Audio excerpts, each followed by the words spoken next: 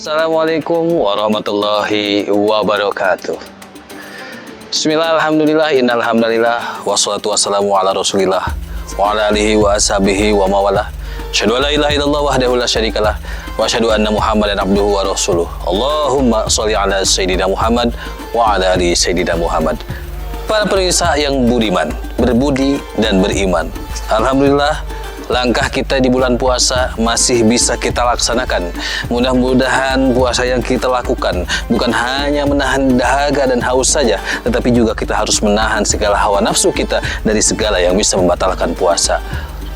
Puji syukur kita panjatkan ke hadirat Allah. Semoga kita semua tetap bisa istiqomah di jalan takwanya Allah Subhanahu wa taala.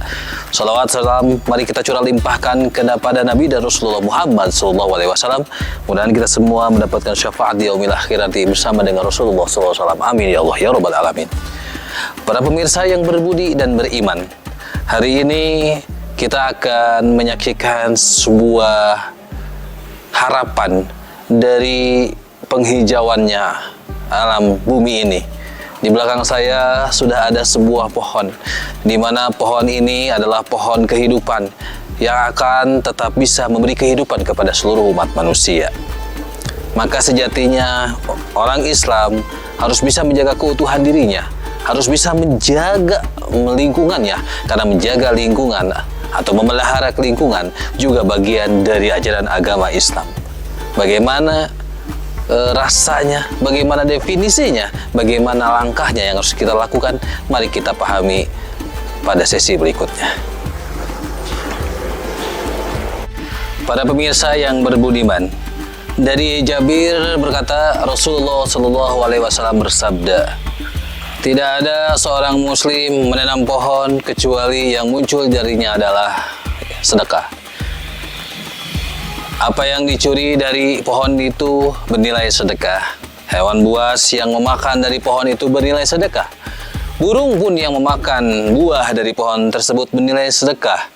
Dan tidak ada sesuatu pun yang muncul dari pohon itu kecuali bernilai sedekah. Pemirsa yang berbudiman, maka tegas Allah memberikan perintah kepada kita untuk bisa menghijaukan bumi, memerawat pohon, menanam pohon. Bahkan mungkin kita diarahkan untuk senantiasa berkebun dan memberikan manfaat dari hasil berkebun, dari hasil pohon itu untuk bisa dinikmati kepada kita dan juga kepada sesama manusia. Oleh karena itu, mari mulai dari sekarang kita kembangkan, kita punya tanah, agar tanah bisa kita tanami dengan pohon, agar tanah yang kita punya bisa diisi dengan kebun, sehingga menjadi rindang dan hasilnya pun bisa memberikan sedekah kepada siapapun. Jangan dikira pohon, tumbuhan, buah-buahan yang kita tanam nanti akan membesar dan dimakan oleh hewan, itu juga merupakan bagian dari sedekah.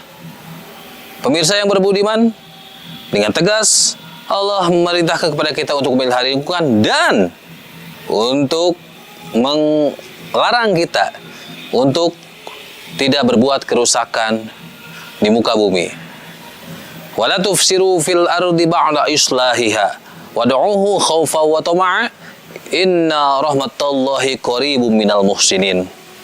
Quran surat Al-Fat ayat 67. Janganlah engkau berbuat kerusakan di muka bumi setelah adanya perbaikan di muka bumi. Berharaplah kepada Allah dengan penuh kekuatan dan ketulusan. Sesungguhnya rahmat Allah dekat orang-orang yang senantiasa berbuat kebaikan. Maka di dalam ayat tersebut maknanya jelas. Kata al-fasad, berbuat kerusakan, oleh seorang ulama besar Fakhruddin Ar-Razi dalam kitabnya Tafsir Mafatihul Ghaib mengatakan, kita dilarang untuk berbuat kerusakan pada 5 hal yang sudah ditentukan. Apa saja?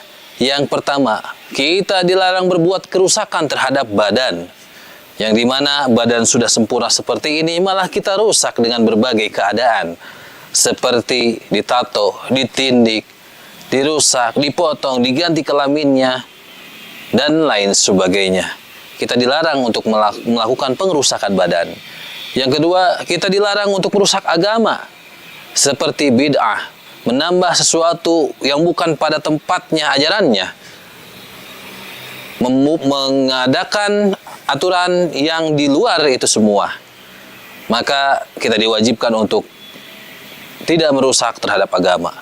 Yang ketiga, kita dilarang merusak harta. Bagaimana maksudnya? Kita dilarang untuk menghambur-hamburkan harta, memboroskan harta, membelanjakan pada hal-hal yang haram, sehingga kita tidak bisa melakukannya pada hal-hal yang beribadah seperti bersedekah dan lain sebagainya. Yang keempat, kita dilarang untuk merusak keturunan seperti dengan melakukan perzinahan, pacaran, dan lain sebagainya. Dan yang terakhir, kita dilarang untuk merusak akal dengan cara meminum khamr, arak yang bisa memabukkan terhadap pikiran maupun mengkonsumsi nafza. Oleh karena itu, tinggalkanlah larangan tersebut dan kita berkebalikan harus melaksanakan perintah bagaimana kita memelihara dan merawat lingkungan. Pemirsa yang budiman, maka patutlah kita wajib untuk memelihara lingkungan kita, memberikan penghijauan, dan bisa memberikan sedekah dari hasil apa yang dimunculkan dari pohon yang kita tanam. Dan pastikan kita tidak merusak lingkungan, sebab merusak lingkungan merupakan bagian dari dosa terhadap Allah Subhanahu wa Ta'ala. Mudah-mudahan kita semua bisa menjadi orang yang senantiasa menjaga diri dan lingkungan, serta kita tidak merusak terhadap diri dan juga lingkungan. Amin, amin ya Allah ya Rabbal Alamin. Rabbana atina fid dunya hasanah wa fil akhirati hasanah wa qina adzabannar. Ubur-ubur ikan lele, peliharalah lingkunganmu, le. Terima kasih. Wallahul muwaffiq ila aqwamit thoriq. Assalamualaikum warahmatullahi wabarakatuh.